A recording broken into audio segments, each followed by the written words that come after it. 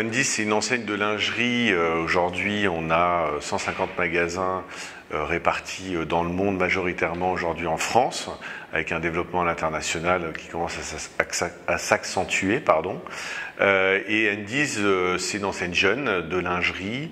On essaye d'être assez innovant. Donc elle l'enseigne il y a 10 ans. Aujourd'hui, on ne parle pas en chiffres, on parle en culottes. Donc c'est plus de 23 millions de culottes. C'est une enseigne qui fait partie du groupe Etam.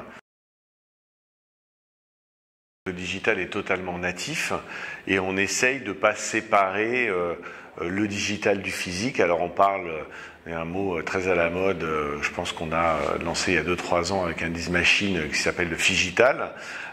Aujourd'hui, pour nous, on a effectivement un site e-commerce, on a 150 magasins. On a un avantage important puisque ces 150 magasins sont des relais physiques à notre site digital. Aujourd'hui, on est à peu près 1 million de visiteurs uniques par mois. On travaille beaucoup avec les réseaux sociaux, on travaille surtout avec une communauté, c'est #N10Family, donc une communauté très active qui avec qui on fait une notion de crowdsourcing.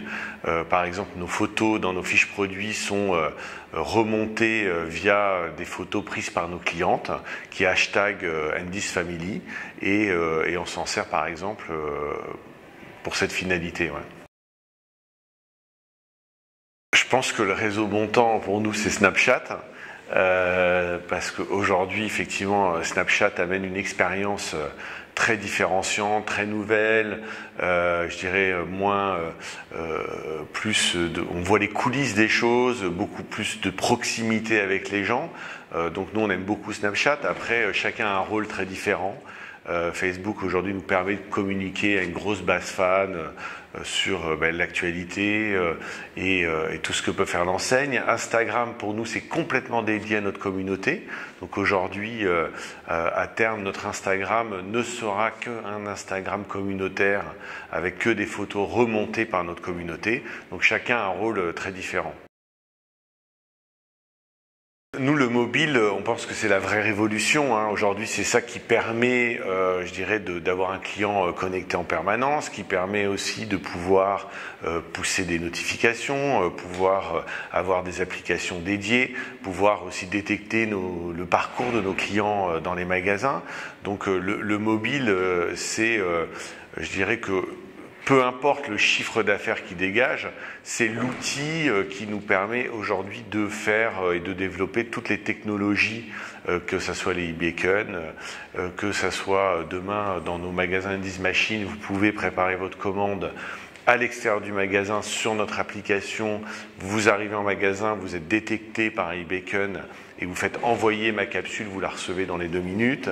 Vous pouvez suivre la préparation de votre commande, vous pouvez scanner vos produits. Par exemple, nos ventes privées ne fonctionnent que sur présentation d'un scan, d'un code barre qui est sur l'application N10, donc on donne des privilèges.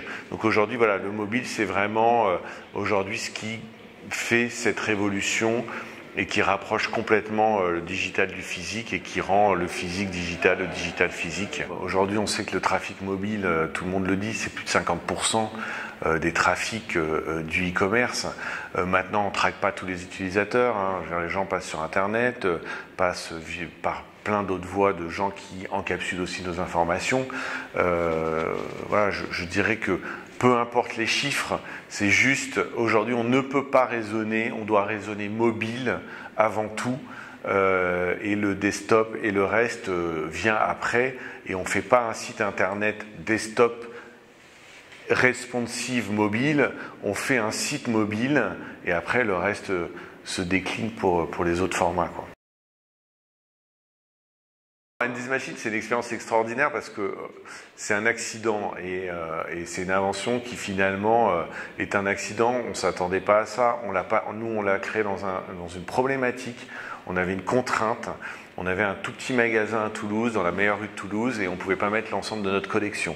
On s'est dit comment on va faire. Il y avait une grande réserve de 70 mètres carrés au sous-sol. On a eu l'idée d'utiliser cette réserve. On s'est demandé comment on allait relier les deux. On a simplement mis des tubes pneumatiques entre la réserve et le magasin.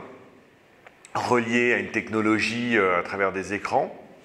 Et surtout, la clé de voûte de cette technologie, c'est la RFID. C'est-à-dire que ça, c'est aussi une vraie révolution, la RFID, parce que ça permet d'avoir des stocks justes, ça permet que chaque produit ait un code unique, et donc ça ouvre le champ des possibles. Et aujourd'hui, on a donc relié cette réserve via des tubes, via des bornes en magasin. Et pour nous, ça a été un vrai business model, puisqu'on paye des loyers sur des toutes petites surfaces, et on peut offrir la totalité de notre offre et livrer en 2 minutes. Donc reproduire l'expérience Internet, les pure players et tous les sites Internet ont éduqué les gens sans la contrainte de l'attente. Et avec cette réception au bout de 2 minutes. Donc nous, on a trouvé ça effectivement super bien, mais du point de vue du client, on n'avait pas imaginé sa réaction. C'est-à-dire que beaucoup de gens nous ont dit c'est sympa, c'est ludique, c'est marrant. Alors le problème du ludique, moi ça me faisait pas tellement plaisir, parce que le ludique, ça veut dire que c'est un effet de mode, ça veut dire que ça va passer et qu'il va y avoir un effet d'usure.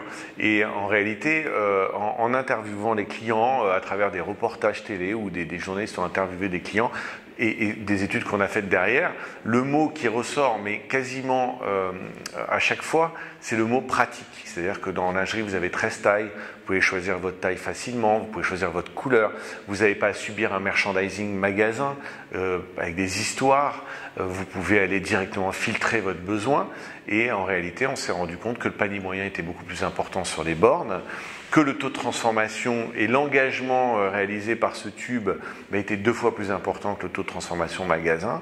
Et donc on a testé ce concept dans un grand magasin rue de Rivoli, où il n'y avait pas l'obligation ni la contrainte de passer via les bornes. Vous aviez 2 parcours clients, la totalité en magasin ou les bornes, et on s'est rendu compte qu'on a 30 à 40% des gens qui passent sur les bornes, alors qu'ils ont tout à fait la possibilité de tendre le bras et de se servir sur un rayon. Donc c'est en tout cas a priori une autre façon de consommer, une autre expérience client, et qui va amener énormément d'autres choses et d'autres idées. On est au début de cette histoire. C'est le mariage du physique et du digital.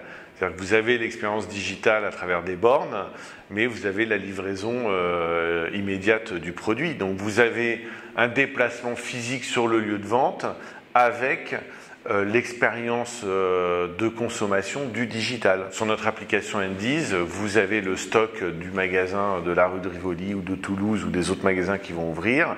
Vous préparez votre commande sur le mobile, vous arrivez dans le magasin, vous êtes détecté par e-beacon, vous faites envoyer ma capsule et vous recevez votre capsule en 1 minute 30.